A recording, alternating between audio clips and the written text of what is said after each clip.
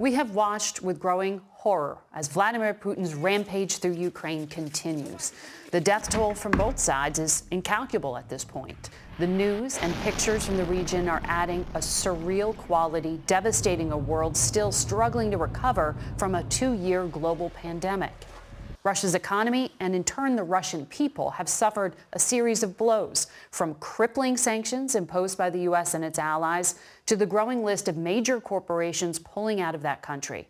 But Vladimir Putin has refused to back down. Yesterday, Ukrainian President Volodymyr Zelensky asked Congress for more aid, including fighter jets. And again today, he repeated that plea for a no-fly zone, a request the U.S. and its allies have rebuffed for fear of direct confrontation with Russia's military. We begin in Kyiv with Charlie D'Agata. Charlie? Good morning, Margaret. The latest word from the International Red Cross is that effort to evacuate as many as 200,000 residents from the southern city of Mariupol has failed again for the second day in a row. Both sides blaming each other for breaking a temporary ceasefire with renewed fighting. Residents in the besieged city of Mariupol have withstood some of the heaviest shelling from the Russian military since this invasion began. Doctors Without Borders describes the humanitarian crisis as catastrophic and that civilians are in desperate need.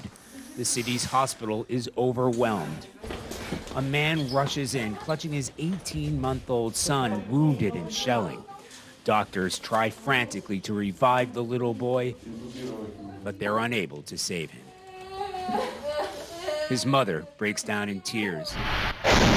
Elsewhere, the brutal onslaught has only intensified, destroying everything in its path. Ukrainian President Volodymyr Zelensky today warned that Russia is now planning to bombard the port city of Odessa while renewing the plea for a no-fly zone, countered by President Putin's warning to the West that any country declaring a no-fly zone would be seen as an enemy combatant. With Moscow now banning all media coverage of the war in Ukraine, Visa and MasterCard have now joined the growing number of international companies suspending operations in that country. Even as Russian troops close in on major cities, Ukrainian forces continue to put up a fierce resistance, claiming to have downed a Russian fighter jet, and the defense ministry distributing video of a Russian attack helicopter shot out of the sky. Even in occupied cities like Kherson, anti-Russian protests and demonstrations are already underway. Residents confronting armed Russian soldiers. And yet, the more determined the resistance, the more devastating the Russian military's response.